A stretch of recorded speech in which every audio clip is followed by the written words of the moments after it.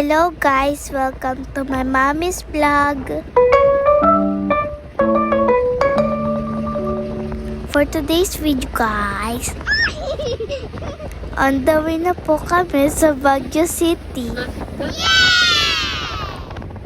Tara guys, samahan niyo po kami. Sa Baguio isi-celebrate ang birthday ko. Wow! Share ko lang sa inyo guys sa mga place na puntahan namin. Ito po ang Sky Ranch na daanan namin. Papunta po kami na SM para dito na po mag-dinner. Alam nyo ba guys, ang SM Baguio ay walang aircon. Kahit pa tumawa ka dyan, wala talaga. Yes! At ito na nga guys, nakapasok na po kami at naghahanap kami kung saan pwede kumain. Siyempre first time namin dito guys, kaya hindi namin alam yung kainan. Kaya nag-ikot po muna kami. Ito na guys, sa Manginasal na lang po kami kumain para only rice. Alam nyo guys, inorderan po kami ni mama ng halo-halo para mas lalo kaming ginawin. Sobrang lamig guys. Tingnan nyo guys, ang laki ng chicken sa Manginasal sa Baguio. Tara po, kain po muna tayo. Sa sobrang gutom, nakalimang rice si kuya. Si Ate Giselle naman, nanginginig sa lamig habang kumakain ng halo-halo. Ito na guys, after namin sa SM Baguio, pumunta na po kami sa Sky Ranch. Nag-ikot lang kami doon guys at nag-picture-picture. Ang sarap po mamasyal guys sa Sky Ranch paggabi. Makikita nyo po ang ilaw ng mga rides nila. Tingnan nyo guys, Paskong Pasko ang dating. Wow! Tara guys, samahan nyo ko sumakay kahit nakakatakot. Sa totoo lang guys, I'm fear of heights. Guys, hindi ko yan. Takot ako sa heights. After namin sa Sky Ranch guys, eto na po, dumaan po kami pa uwi sa may Session Road. Eto na po, nasa home sweet home na po kami. Nagpabili ako kay Papa ng Jayco na donut sa SM. Pagdating po namin, nagmerienda po kami. Ayan po, nagkape si Mama at Papa.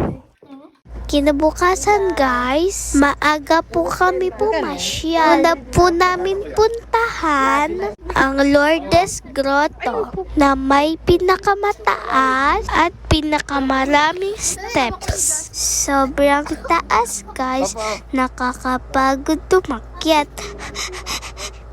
Nakalimutan po namin magbaon ng tubig.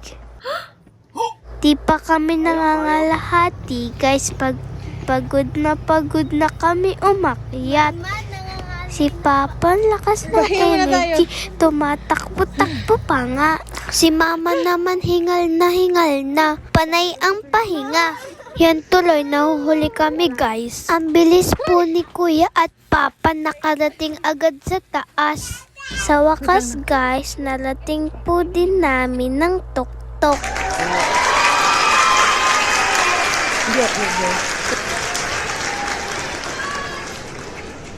Nag-alay po ako agad ng bulaklak kay Mama Mary at nag-pray po ako. Nag-pray po ako na sana hindi po kami pabayaan, na sana palagi kaming malakas. Lahat po kami may dalang kandila at nagtirik po kami lahat. At tahimik din po kaming nagdasal. Ayan guys, tinodo na po namin ang dasal. Kasi po, minsan lang po kami makarating dito. Sulit ang pagod namin guys sa pag-akyat. Sobrang ganda ng tanawin. May munting chapel sa tuktok ng grotto guys. Pumunta kaming lahat doon. Nagdasal na rin. Sobrang nakaka-amaze ng lugar guys. Try nyo po puntahan. At kumuha po si mama doon ng sobre at nilagyan niya ng pera para po sa love offering. Next destination namin guys ay Diplomat Hotel naman. Oh my God! At eto na nga po kami naglalakad paikot po sa Diplomat Hotel. Ako lang po ata ang hindi excited. Samantala sila kuya at si ate sumisilip pa. Sa totoo lang guys, ang ganda po ng place. Kaso di ako excited dahil takot po ako. Saglit lang po kami dun guys. Niyaya ko na po sila mama sa next destination namin. Ito na guys, nandito na po kami sa Burnham Park. Nag-rent po kami ng bike, lahat po kami. Nung una guys, takot ako sumakay. Pero nung nasanay na ako, ang sarap pala sa feeling guys. Nakaka-excite pala mag-bike. After namin mag-bike guys, nasa Burnham Park pa rin po kami. Kaso iba naman po. Sumakay na po kami ng boat sa Swan Lake. Lahat po kami nagsuot na life jacket. Ang ganda doon guys, nakaka-amaze ang place. Enjoy much sa Swan Lake. Next namin ay Lapiral White House, the most haunted house in Baguio. Bawal pumasok sa loob guys, sabi ng guard. Kaya sa labas lang po kami nagpicture. Hindi naman siya nakakatakot ngayon dahil renovated na siya. Mas nakakatakot yung katabi nyo guys. Joke lang po guys. Baguio Botanical Garden is our next destination.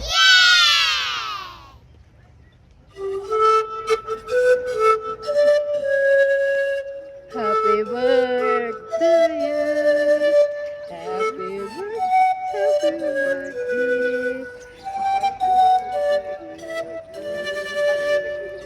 birthday to you. Happy birthday to you. Malapit na. Happy birthday. Yan guys, tumugtog siya na happy birthday para sa akin. After that guys, nag-ikot po muna kami sa loob ng Botanical Garden. You know guys, ang ganda daw dito pag gabi. Search nyo po sa Google guys, Botanical Sion, hindi K, Garden at night. Ngayon guys, sa Mines View naman kami. Medyo madaming tao guys nung pumunta kami sa Mines View. Aakyat tapos pababa ng sobrang lalim. Kita ang mga bundok guys. Ang ganda. Alam nyo ba guys? Sabi ni Papa, akyat daw po ako dyan sa bato. Dyan sa gitna. Takot po ako para po ako mahulog. Sa sobrang daming tao guys, hindi na po kami nagtagal. Next destination na po kami. Ito na guys, nasa mansion house na po kami. Diyan daw po nag-i-stay ang president ng Pilipinas pag pumupunta po silang Baguio. Yes! Ginawa daw ang mansion na yan para bakasyonan nila. Kinagabihan guys, 9 po ng gabi, kami po ay nagpunta sa night market. Pagdating namin dun guys, napakadami po ng tao at may nakita po akong taga-Korea doon. Marami kang makikitang foreigner dyan sa night market. Kaso po sobrang dami ng tao. Pero ang mumura ng mga bilihin dyan guys. Ito na guys, kinabukasan ulit. Ang aming destination naman ay sa Igorot Store. Stone Kingdom. Dahil malapit lang ito sa Home Sweet Home, ay saglit lang ang biyahe namin papunta dito. Mapapawaw talaga kayo guys sa ganda ng lugar. Di ko nga ma-imagine guys kung paano nila nagawa yan. Meron pa silang overpass guys. Yung galing ka sa kabila tapos tutulay ka naman sa kabila. Tapos titingnan mo naman sa baba, ang lalim pala. Ay, sobrang nakakaluwala. Hi kayo! Nagsuot kami guys ng igorot costume. Sabi nila ate para daw kaming lokal. Ang saya-saya guys. Pag kayo pumuntang Baguio, pasyalan nyo to. Sigurado po mag-i-enjoy po kayo dito. After naman sa Igorot Kingdom, pumunta naman po kami sa Strawberry Farm. Napakalawak po guys ng taniman ng strawberry. Namitas po si Mama. Ayan guys, tinikman po namin yung mga napitas na strawberry. Yung lasa nyo guys, yung pinaghalong matamis at maasim. Pero pag ninunguya mo na, masarap. Ayan po, napadami ang aming bili. Akin lang yan guys, di po yan pasalubong. Tuwang-tuwa po si Mama habang namimitas. Nadaanan namin ang Valley of Colors. Tingnan nyo guys, ang gandang tingnan. Next spot naman po kami guys. Eto na po, nasa Baguio Cathedral na po kami. Ang laki-laki ng simbahan guys. Pagpasok po namin sa loob, nag-pray lang po kami saglit kasi wala pong mask. Nung pumunta kami, yung mga couple dyan, yung naghahanap ng venue ng simbahan, dito na po kayo pasakal. Ay, pakasal pala. Tara guys, samahan niyo po kami sa aming next destination, ang Lionhead sa may Cannon Road. 40 feet ang taas nito. Naginawa ang Lionhead noong 1968 at ipinagpatuloy noong 1971 at binuksan sa madla noong 1972. After namin sa Lionhead guys, umakyat po kami sa may Cannon Road Viewpoint. Alam nyo ba guys, ang Cannon Road ay ginawa noong 1903 at binuksan sa mga travelers noong January 29, 1905. Eto na guys, pabalik na po kami ng Maynila. Zero visibility guys. Sobrang nag-enjoy po kami family sa mga napuntahan namin. Thank you guys for watching. God bless you all. Please like and share. See you in my next vlog.